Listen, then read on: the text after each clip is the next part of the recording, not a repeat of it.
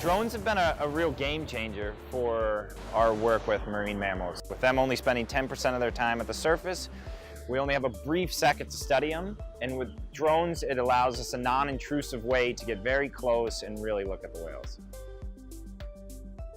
It's always a lot of fun because you're close to animals. You know, it's beautiful, it's challenging, and also you're seeing animals from a perspective that you normally don't get to see them. So all of a sudden you're seeing things that you hadn't seen before.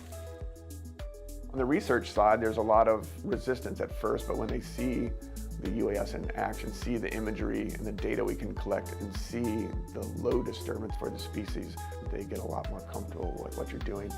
All of us who use UAS for research or private use, it's us to be responsible and show people that they are low disturbance, that they're not spying on people in their backyard. They're just kind of a tool like a video camera was 20 years ago. I've flown over 1,300 flights and we haven't had a single issue. They've been really reliable. By getting a vertical perspective above whales, we can look at their shape profiles and really tell what kind of condition they're in. We're finding that we're doing projects that we couldn't do in the past, or at least we couldn't do them efficiently with manned aircraft. With a manned aircraft, it would cost us $100,000 to collect samples on maybe a dozen animals. Now with the unmanned aircraft, we get better data on 70 or 80 animals, and it costs us about $5,000. So it's a dramatic savings. I think that we're just at the start of the boom for use of UAS in the sciences.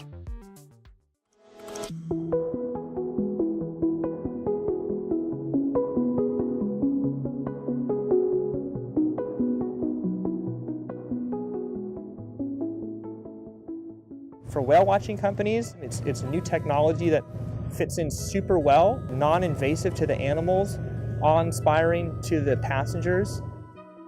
Now that we've put the drone up in the air, I think people are just now seeing how big these whales actually are, especially when they come next to a boat and we now have gotten that perspective. Otherwise, it might just be a little spout we're seeing in the distance, it might just see a little back coming out of the water, but when we're able to live stream that drone footage to our passengers and say, hey, this is the whale we're watching, it becomes a lot more engaging, a lot more exciting for their experience. Every single month a new whale watch company has a drone on their boat. For the last year, we've probably flown drones over whales at least once a week, a variety of species, virtually all the cetacean species that are found in Southern California. What we've seen is virtually no measurable reaction to any of these animals that a drone is hovering over them.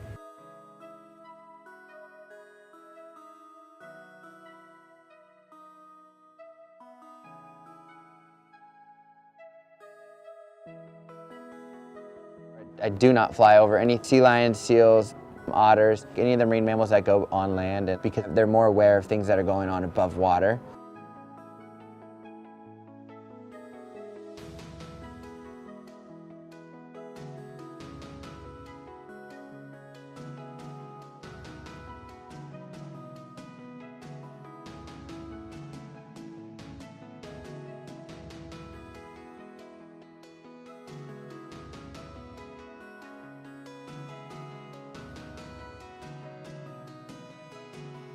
The term UAS was developed to describe these unmanned aerial systems. One of the reasons they called them unmanned aerial systems was so they wouldn't have to call them aircraft.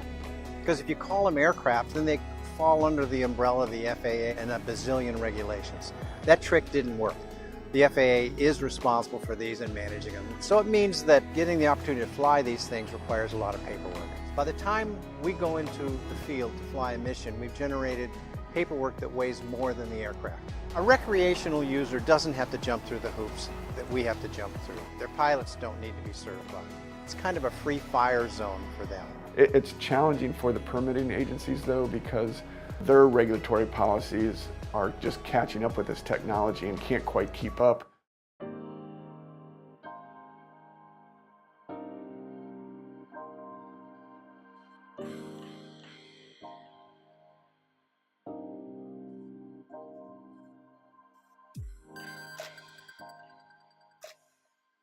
The primary protection for marine mammals in the United States is the Marine Mammal Protection Act, which was passed in the early 1970s.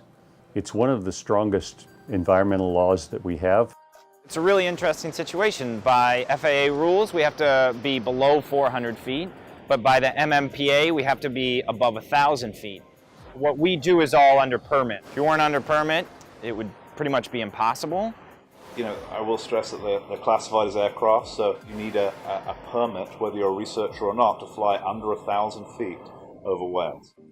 Taking a marine mammal is a term that comes from the Marine Mammal Protection Act. A take that constitutes harassment is essentially causing a marine mammal to change whatever its natural behavior is. So if you come upon a marine mammal and it's sleeping and you cause it to take an alert posture and maybe move away from you, that's a violation of the Marine Mammal Protection Act.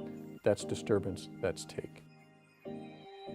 National Marine Fisheries Service has decided that the presence of the drone near the animal is a take. People who are not under a research permit, if they use a drone in the proximity of a marine mammal, for instance, let's say a whale watching company, they're probably violating terms of the MMPA. When we're talking about regulations and drones, my hope would be that we use science to determine impact, if any, and we also just use common sense to realize that, yeah, these machines we're flying above the animals are in no way comparable to helicopters or aircraft. Their profile is so small, both visually and from a sound element.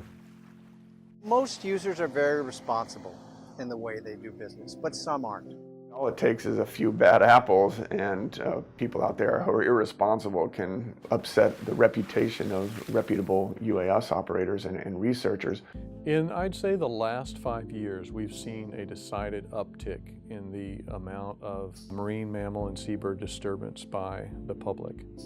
And some of the reasons we think that might be is a lot of increased wildlife programming on television, high definition, close-up shots of wildlife. When people go back out to the beach the next time or get on the ocean, they're like, I want a shot like that from my Facebook page. So you got social media coming into play here too, where people want to report every instant of their miraculous vacation within seconds of seeing it to all their friends and family. Now that we have social media and drones, we're seeing such different perspective, and we're seeing more of everything. I got a comment the other day from someone that said, like, you're seeing killer whales eating a gray whale, should we not go to the beach anymore? And it's like, these whales have always been doing this, but people aren't seeing it until now because of the drone perspective. I don't want to discourage the public because it can engage a whole new generation of kids who are really into the tech and inspire them to get into wildlife photography. But on the other hand, it exposes these remote places that people couldn't get to before. We're always trying to strike that balance. We want people to appreciate and enjoy the sanctuary, but we also don't want them to hurt it or even inadvertently love it to death, because that can happen too. Now the animals are being chased, they can't feed, they can't rest. If you keep getting interrupted every time you try to go to sleep, after a while you get drugged down, you get tired, and then you get sick.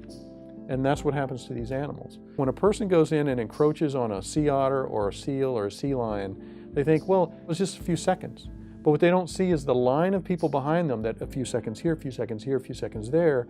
And what they don't see is that animal getting sick and then possibly even dying 6 months later. But it's what we call the death by 1,000 cuts.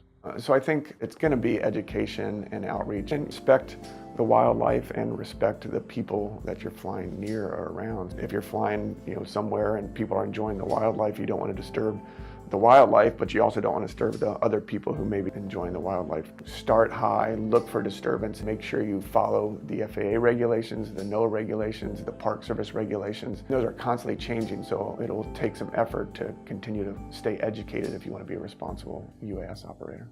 Everyone enjoys seeing wild animals do what wild animals do. I do. And I like seeing them doing what they would normally do as if I weren't there. It's important to me that they be allowed that latitude, because human beings can have a massive impact on the environment around them. And it can be a very negative impact if it's not done responsibly. I want them to be a dolphin and a whale. I want them to be operating in the wild as they have for eons without that being changed or shifted by human actions. And I think there's a way that we can do that. We just need to stay out of their way so that it can continue to thrive and develop the way nature meant for it to do.